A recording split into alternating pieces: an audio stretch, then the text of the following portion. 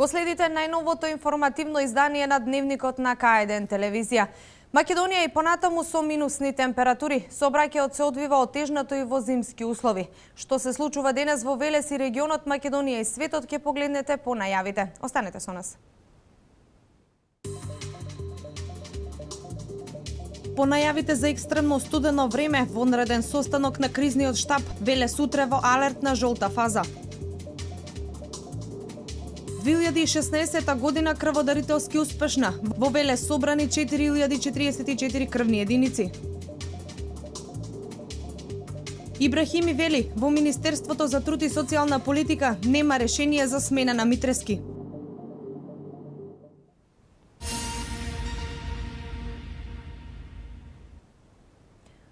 Новата временска прогноза која испрати Центарот за управување со кризи е причина вонредниот состанок на кризниот штаб на општина Велес. Во неа стои дека регионот на Велес и Велешко ќе бидат зафатени со студен бран на ниво на алерт или жолто ниво со предупредувачки температури. Кои се препораките и акциите кои ќе се превземат во продолжение од прилогот на колешката Дијана Иванова? По најавата на хидрометеоролозите дека поларен студ му се заканува на Велешкиот регион, во одреден состанок денеска одржа кризниот штаб.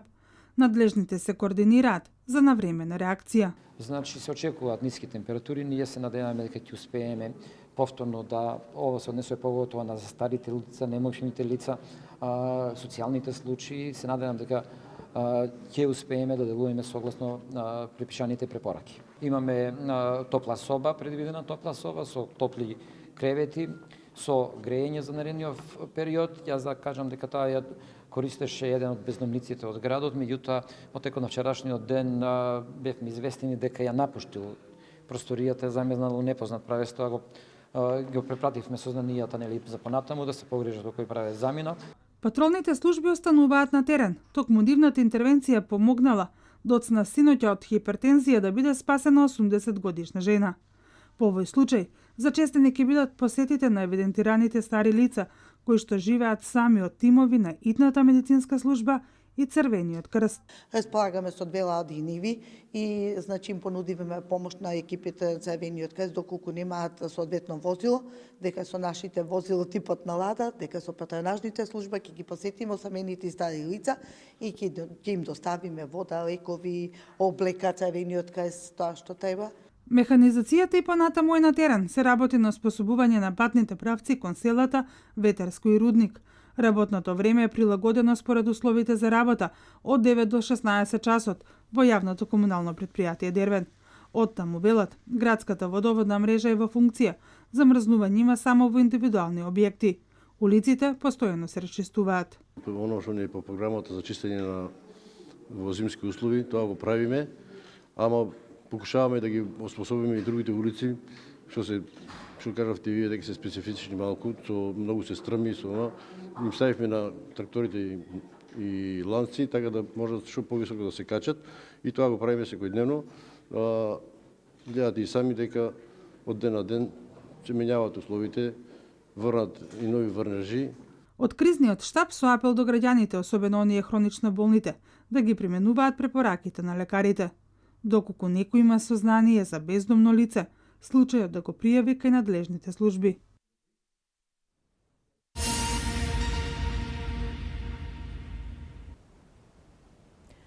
Ниските температури и студеното време се причина 80 годишна жена од Велес да се најде на работна премрзнување. Најлошото е избегнато со реакција на градоначалникот Славчо Чадиев и надлежните служби. По пријава на соседите во домот на старицата прво пристигнала полицијата. Тие го известиле градоначалникот пошто тој пристигнал на лице место. Веднаш околу полнок жената била префрлена во општата болница каде примила прва помош. Во куќата во населбата Дворови таа немала грејење, освен премрзната била и гладна, бидејќи една недела не излегувала од дома поради влошената здравствена состојба. Надлежните служби ги превзема сите потребни мерки и понатамошни активности за згрижување. Општина Велес одново упатува апел за внимателност на ниските температури, доколку граѓаните имаат сознанија за вакви случаи да ги информираат институциите. Во текот на ноќта на повик од полицијата негде околу 23 часот и 30 добивме повик лично, јас како градоначалник добив повик од страна на полицијата за згрижување на едно старо лице каде што го земавме лицето, цела екипа таму го однесовме, моравме подхитно да го однесеме до болница каде што интервенираше директорот, се прими одма лицето во болница и денеска добивме сознание дека е во општа добра состојба, бидејќи од премрзнатост и од глад лицето било беше доста изнемоштено. Токму затоа побаравме од Центарот за социјална работа, од нивниот представник во текот на денот, денеска не ја достават листата, на луѓе, стари луѓе кои што имаат потреба од било какво згрижување, за да може нашите служби во текот на денот да ги посетат луѓето и да ги посетуваме во наредните неколку дена додека ќе траат овие екстремни ниски температури.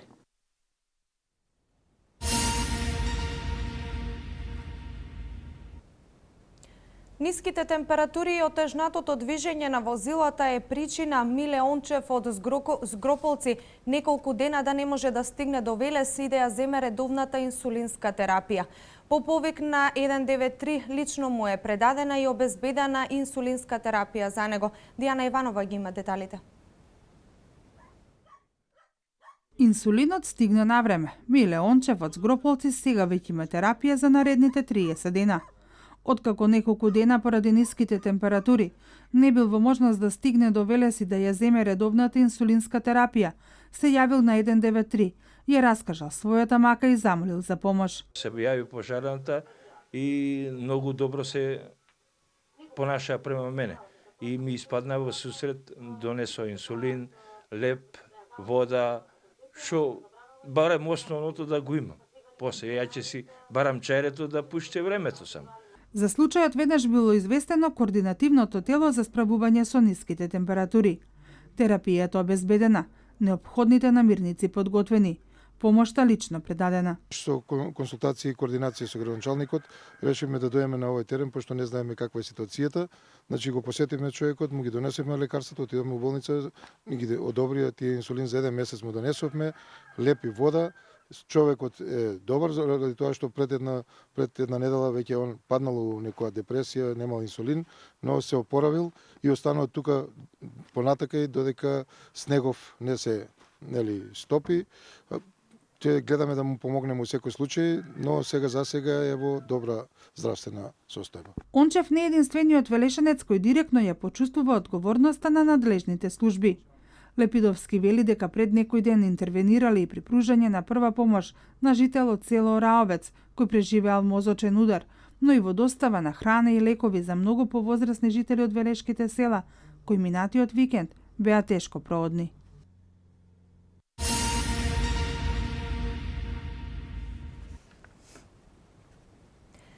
2016 година успешна за Општинската организација на Црвен крст Велес. Изминатава година собрани се 4044 крвни единици, како што велат од организацијата, годишниот план бил надфрлен за 217%. Ова значи дека Велес и понатаму останува водечка општина во Македонија по бројот на собрани крвни единици.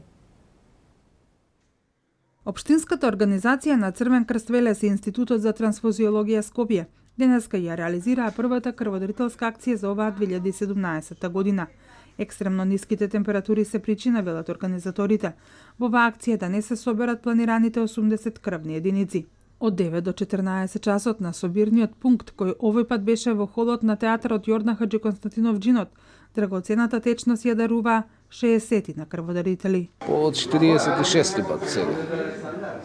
Зошто? Која е целта? Не знам, целта е за да помогнеме, да бидеме хумани, треба сите граѓани што се да даруваат.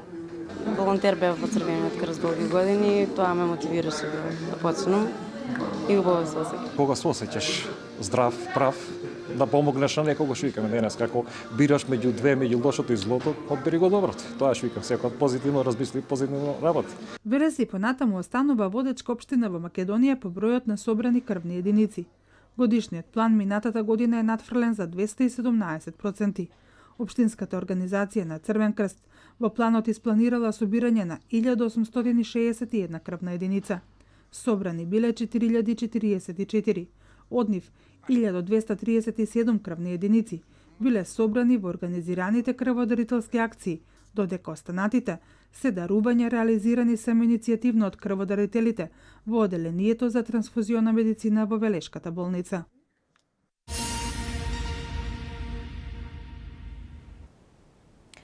Како човек и старешина, потполно сум свесен за предизвиците и обврските кои ги носи оваа должност, но истовремено ми представува особена чест и задоволство да бидам начело на оваа команда, истакна ново назначениот командант на командата за обуки и доктрини Љубенчо Петровски. Колешката Ања Василева го проследи настанот кој се одржа во касарната Алексо Бауман во Велес. Во касарната Алексо Демниевски Бауман денеска беше извршено примопредавање на должноста командант на командата за обуки и доктрини. Во пензија замина досегашниот Љупчо Костовски, а него го наследува полковникот Љубенчо Петровски.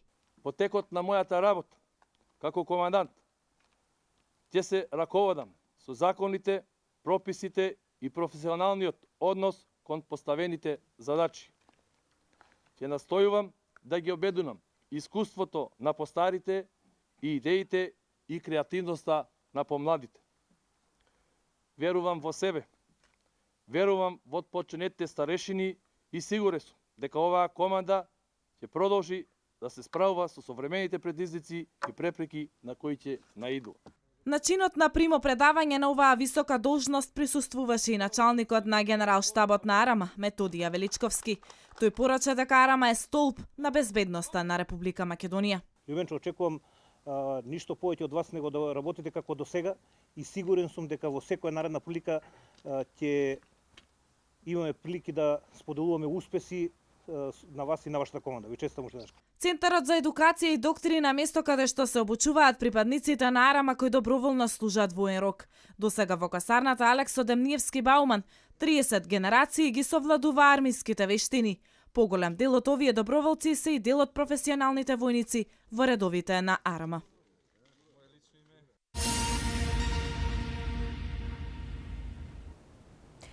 Председателот на Општинската организација на СДС Макавадарци Зоран Ѓоргиев денеска на пресконференција изјави дека во изминатата 2016 година се бореле за подобри иднина на сите граѓани, а во 2017 Кавадарци ќе биде многу подобро место за живење со одговорна локална самоуправа. Изминатата 2016 година беше година кога заедно здружени граѓаните на Кавадарци и Македонија застанавме во одбрана на правдата и слободата. Заедно со вас се боревме за подобра иднина на сите граѓани. На изборите на 11 декември мнозинството од граѓаните на Македонија избраа промени. Ова денеска на пресконференција го изјави председателот на Општинската организација на СДС Макавадарци Зоран Ѓоргиев. 2017 ќе биде многу важна година за Кавадарци. Оваа година, граѓаните на Кавадарци ќе имаат можност да го ослободат градот од корумпираната локална власт и од политичарите кои изминатите 10 години не направија ништо за градот. Кавадарци може да биде многу подобро место за живење. Граѓаните на Кавадарци го заслужуваат тоа. Во месеците кои следуваат ќе бидеме помеѓу вас. Заедно ќе ја создадеме најобимната и најквалитетната програма за живот во Кавадарци. Наскоро ќе почнеме да ви ги презентираме тие проекти со цел да отвориме јавна дебата, нешто што досега му недостигаше на нашиот град. На Кавадарци му треба раководство кое има јасна визија, конкретни проекти, но и чувство за честност и одговорност пред граѓаните, потенцираше Ѓоргиев.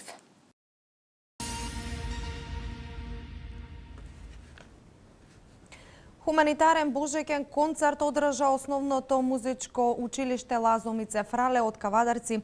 На кавадаричката публика во полната сала при Домот на културата Иван Мазнов Климе, поранешните и сегашните ученици и наставници при музичкото училиште понудија богата програма со дела од познати врвни имиња во светот на класичната музика.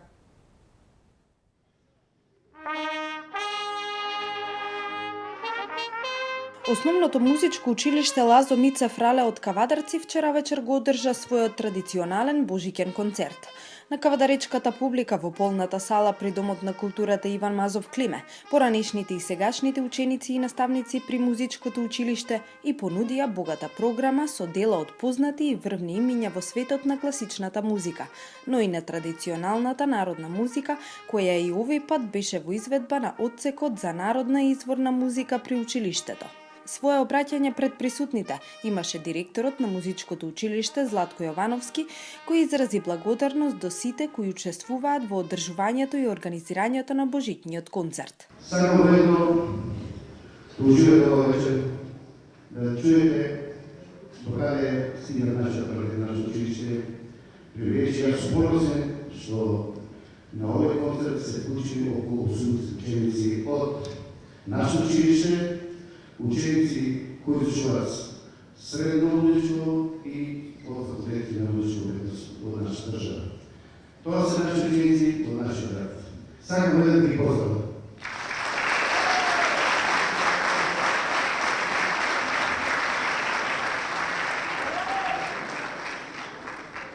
Денес ще чуете композиции од различни стилови, като имаме барочна музика, божични песни, израелци од народен фолклор, барочна музика, джез и други стилови.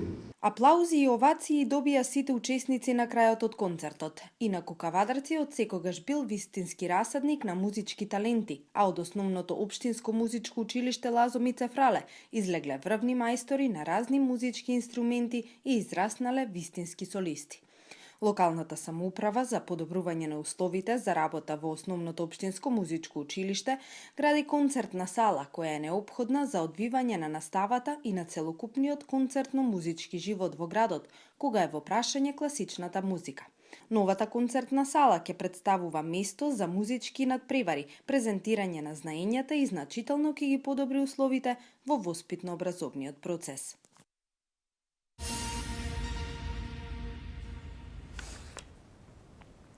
Вмешувањето на соседните земји во внатрешните работи на една држава, во случајов Македонија, е непристојно. Со ваков став излезе министерот за надворешни работи Никола Поповски. Ибрахими говори за состојбата на Министерството за труд и социјална политика и Сојузот на синдикати. Колку се веродостојни документите кои ги потпишувала поранешната техничка министерка Ременски. Вести од Македонија. Според изјавата на министерот за надворешни работи Никола Поповски во однос на прашањето за мешањето на Тирана и Приштина во внатрешните работи на Македонија, тој вели не е пристојно ниту соодветно кога премиер или председател од соседна земја директно се меша во внатрешни работи, особено не во период по демократски спроведени избори и пред формирање на влада, бидејќи се испраќаат погрешни сигнали во регионот. Многу е далеку од практиката на добрососедството, доколку сите сме согласни дека иднината ни е во Европа, тогаш борбата е да обезбедиме стабилност, мир, правда и економски просперитет за сите граѓани. Секогаш сме биле крајно коректни во соработката со соседите. Најдобро ќе биде и тие да ни се придружат по тој пат, наместо да се поставуваат мини кои носат ризик за сите. Децидене Поповски.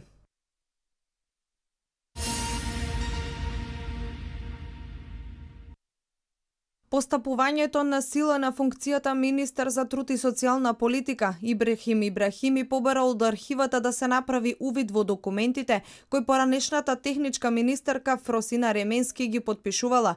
Конкретно станува збор за решението за промена на местото на председателот на Сојузот на синдикати Живко Митрески. Бев запрепастен дека во нашата архива не постои ниту еден документ со кој таа го поништува решението, тоест носи решение дека на местото на Живко Митрески се носи е одговорно друго лице во Сојузот на синдикатите и по доставувањето на писмото на Сојузот на синдикатите каде што утврдивме, значи не тоа со нашите вработени кои што се навистина професионални во овој дел, утврдивме дека од 17 синдикати, значи од гранкови синдикати, само 4 барат промена на претседателот Живко Митерски, додека 13 други застана на негова страна. Вака донесеното решение од страна на Фросина Ременски е незаконско и содржи големи пропусти, вели Ибрахими, со што буквално е направен фалсификат.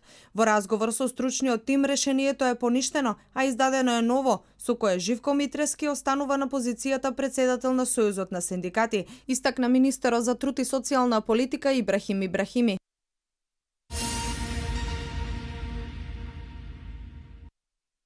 Поради лошите временски услови кои што го зафатија Балканот и Европа, околу 70 товарни возила чекаат влез во Грција на преминот зони. На возачите од 2 часот ноќеска не им е дозволено да ја преминат границата, како што соопшти Министерството за внатрешни работи. Утринава е остварен контакт меѓу раководителот на смена на полициската станица на граничниот премин Богородица со раководителот на смена на граничниот премин зони во врска со застојот.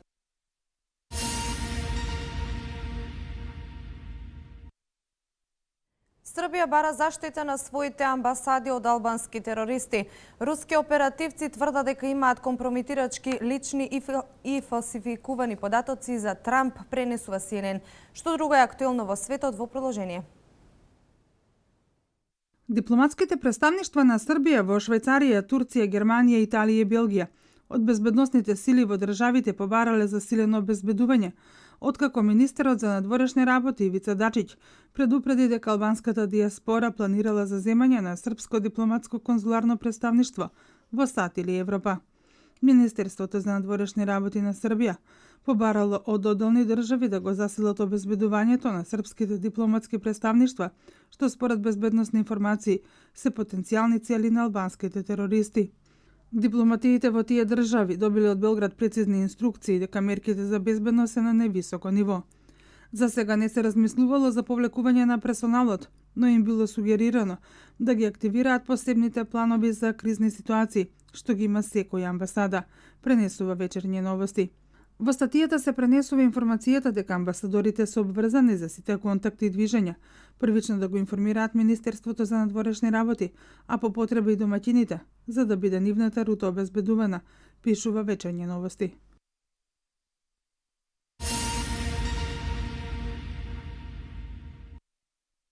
Во последниот извештај за руското хакирање за време на претседателските избори во САД во 2016 година имало информации кои што биле компрометирачки за Доналд Трамп. Ваква информација објави CNN. Тие пренесуваат дека извештајот кој што бил доврлив документ минатата недела им бил доставен на претседателот во заминување Барак Обама и идниот Доналд Трамп. Во него стоело дека руски оперативци тврделе дека имаат компрометирачки лични и финансиски податоци за Трамп. Кредибилноста и точноста нова информација сега ја истражува FBI. Другите западни медиуми досега немале увид во тие документи за кои што CNN се повикува на американски официјален представник кој што имал директен пристап до извештајот. На својот Твитер профил по објавување нова информација Трамп напишал: "Лажни вести, целосен политички лов на вештерки."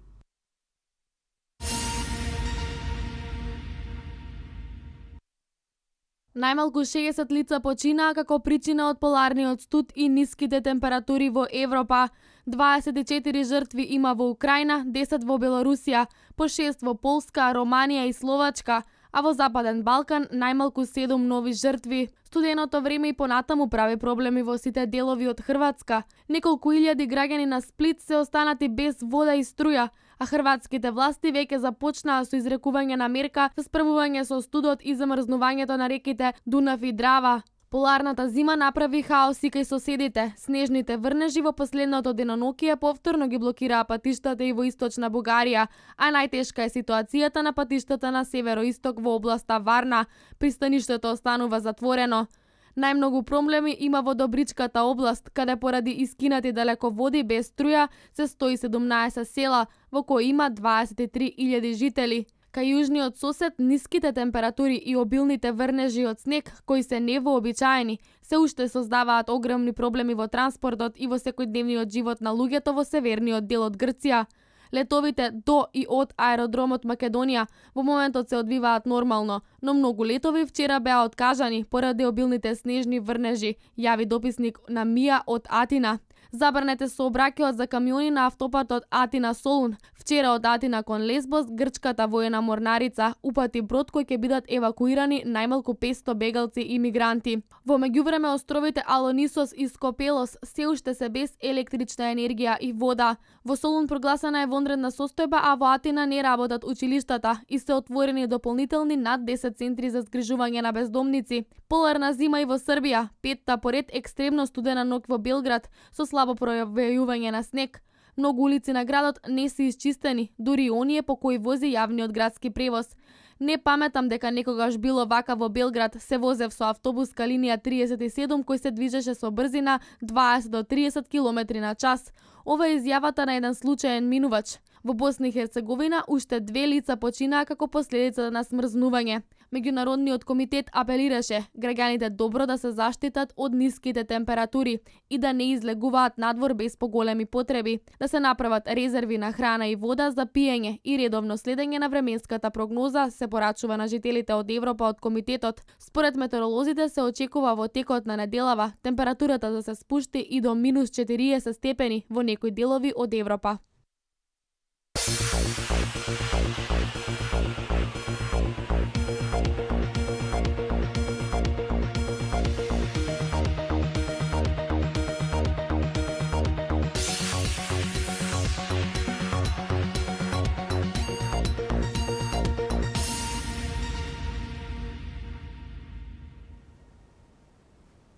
Од денеска стартува светското ракометно првенство во Франција кое ќе трае до 29 јануари. Манчестер Юнайтед со победа над Хал во англиската Лига Куп. Најновите информации од спортот ги има колешката Ања Василева. Светското ракометно првенство стартува денеска во Франција и ќе трае до 29 јануари. А титулата ќе брани домашната репрезентација која ќе го отвори шампионатот со дуелот против Бразил вечерва од 20 часот и 45 минути.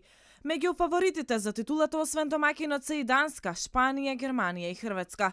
Македонската репрезентација е во групата Б, заедно со Шпанија, Словенија, Исланд, Тунис и Ангола. А својот прв надпревар го игра утре против Тунис од 17 часот и 45 минути, со Словенија на 16 јануари против Шпанија на 18 јануари, а групната фаза ја завршува со Исланд на 19 јануари. А ова се сите групи. Група А – Франција, Полска, Русија, Норвешка, Бразил и Јапонија. Група Б – Шпанија, Словенија, Македонија, Исланд, Тунис и Ангола. Група С – Германија, Хрватска, Белорусија, Украина, Чиле и Саудиска Арабија. Група Д – Катар, Данска, Шведска, Египет, Бахреин и Аргентина. Во осми на финалето ќе се пласираат по 4 репрезентации од секоја група, а ќе се вкрстуваат тимовите од А и Б групите, како и од С и Д.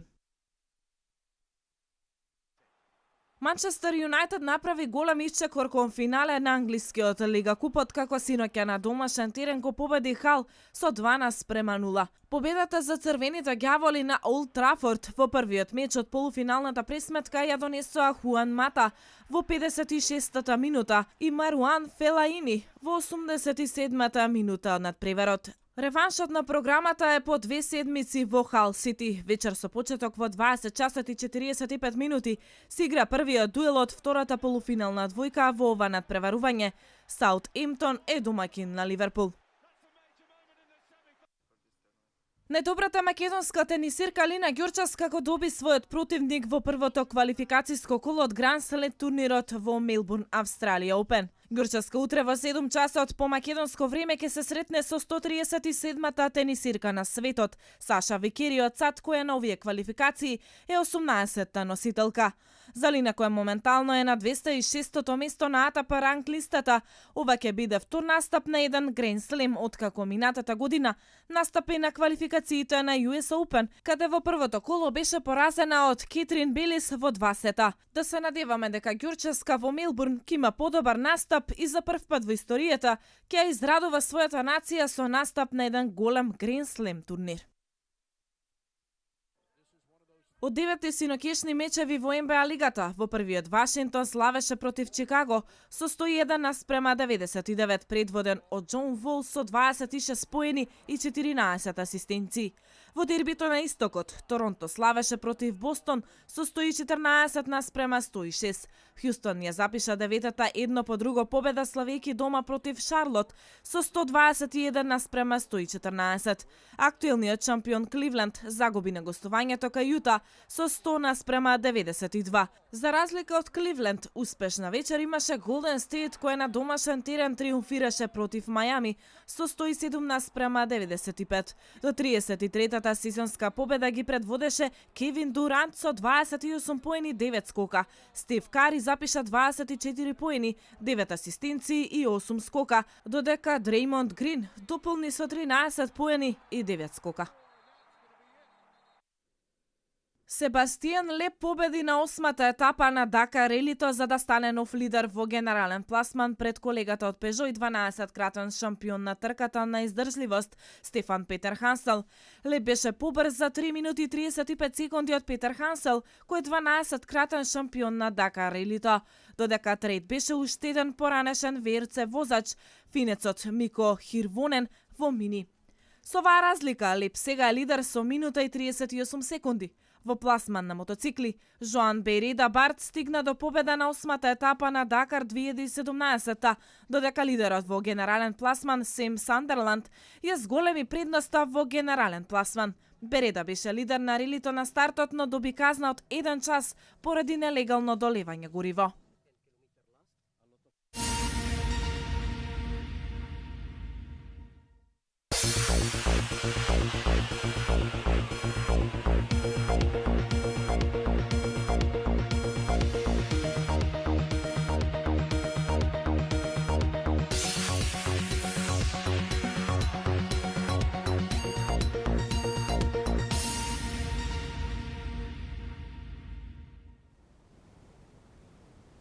Нов влажен бран од дожд, снег и порасна температурата ќе ја зафати Македонија од петок. Утре изутрина ќе биде многу студено во поголемиот дел од земјава со минус 15, а во текот на денот претежно сончево со пораст на дневните температури. А какви ќе бидат температурите во текот на утрешниот ден во продолжение од графичкиот приказ?